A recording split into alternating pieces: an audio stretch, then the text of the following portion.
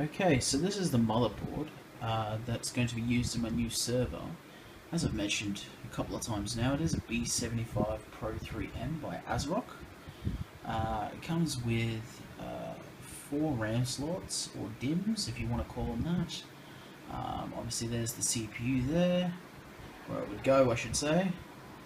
You've got several PCI slots right there. There's 2 regular PCIs, and I think there's, I'm not really sure the other one, I think PCI 16X, I'm not 100% sure on that. Over here is where I have the SATA ports, so you've got 2 there that are the 6 gigabit ones. As you can see they're in grey, they're SATA 3s. And then over here, there's actually another 6 SATA slots. They're actually underneath this little sticker. I haven't removed that just yet, because it does give me instructions on which ones should go for the boot device and things like that. So I haven't really read that, so I think I might keep it till I do. And then pretty much it's a pretty standard board, apart from everything else. You've got a couple of USB 3s on the back, then a couple more USB 2s, another 4. You've got a DVI, VGA, then you've got a HDMI, your standard Ethernet port, and then I think it's 7.1 channel audio, which half of this stuff I was not going to use, like I said, it is for server purposes. So what I'm going to do now is I'm going to install, first of all I apologise for this, I'm using my iPhone to record this and the focus keeps going out. I don't know why, but yeah. Okay, so I'm going to install this CPU that I mentioned. I showed you in a previous video that it was an i5-3330, and I got it for free, so that's cool.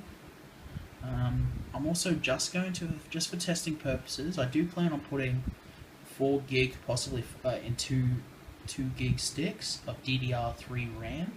However, the only just for testing purposes, I'm just going to put this standard 2 gig stick of DDR3. I think I'll try and get it to focus. There we go, DDR3. Now this came out of the HP computer I mentioned. The other stick worked fine, and I'm pretty sure this stick works fine too, because I did have it in a system. These are just random bits of sticks that I've pulled out of other computers that people no longer wanted, or when they upgraded. This is mostly mostly DDR2 RAM. There is another DDR3 G-Skill Ripjaw. I got it in a kit and one of the sticks was dead, but that one seemed to be fine, so I thought I'd just keep a hold of it. So, okay, so I'll put the CPU over here, just out of the way so I don't touch it or knock it. So I'm just going to make sure it's all lined up correctly, just check that everything's clear on that. Yeah, cool. Alright, so it's going to be a bit of a juggling act, trying to hold my phone and show you. So what I might do, just to be safe, I'm just going to place that just there for 1 second. Normally I don't really handle them like this, but like I said, I'm not usually juggling a phone with a camera, trying to show people. So I'm just going to remove this thing, carefully of course, so I don't break anything. So I'll keep hold of that in case I ever need to take the board back or anything like that. Sorry about that, my finger just got in the way. Like I said, trying to juggle this phone. So I'm going to take the CPU, and I'm pretty sure this is the correct, I'm just looking for those little notches, as you can see there. Just place that in the board as careful as possible. There we go. And then we'll put down this.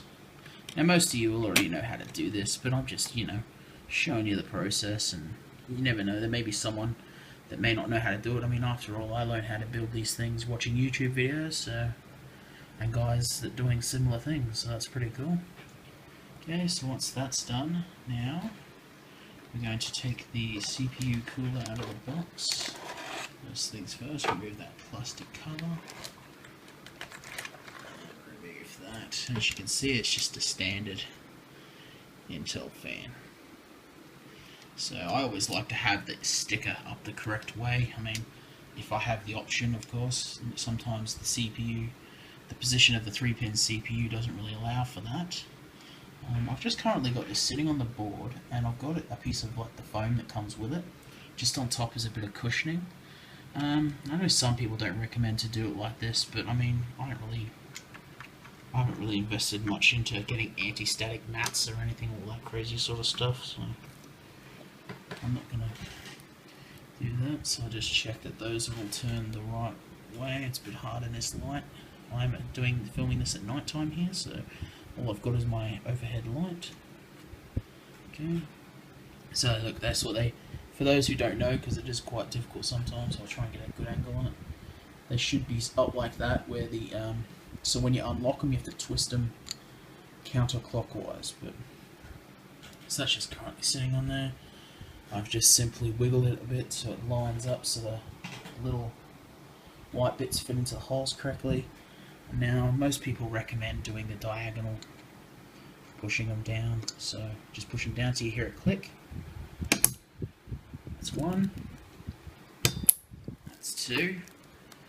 Then I'll go crisscross and I'll just switch hands here. So I'll do that one. There we go. There we go. So once that's done, I simply have to get this out of here, because otherwise it's going to not only reach my CPU, 3-pin I should say, plug, but it's going to stop the fan from spinning, which is no good. So fortunately, I've actually got two CPU fan things up here, although they are together, which I don't really know why. If you're going to do them, you'd think you'd split them apart so you had the option of whichever orientation you want, but anyway. So I'm going to place that in there, just like that. Now, I usually get a little like bread tie, or even just cable tie, and I just try to sort of tighten this, make it a little tiny bunch, you know, just like that sort of thing, and just so it's not touching anything that's going to heat up, and because it is, you know, plastic coating after all, and also just to make it look a little bit neater. So yeah. So next, I'm going to take that stick. Obviously, you got to make sure that the pin is the right way around. So it's a bit hard to blackboard at night, so I'm not really sure how well you can see this.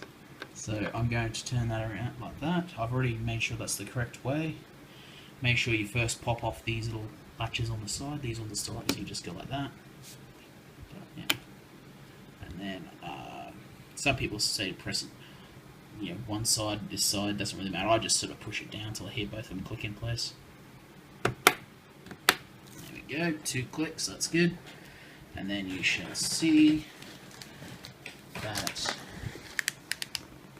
the clip is in the little slot. There. So that's pretty much it. I've just put it in the first one. Like I said, if I'm going to have more than one stick, I'll probably, if I'm going to say 2 sticks, I'll have it dual channel, so I'll have one in this one and then skip one and then have one in the next one, or I can do the other way and have this one and then this one, so it doesn't really matter, but usually do the first ports if you can, because I think they are supposed to work best. I don't really know the difference. So yeah, that's that part. Now comes the part of I don't actually have the case yet, so I'm going to just hook up a power supply and things like that and just power it on and make sure it all works. So hopefully that works. But yeah, stay tuned for the next one. Cheers.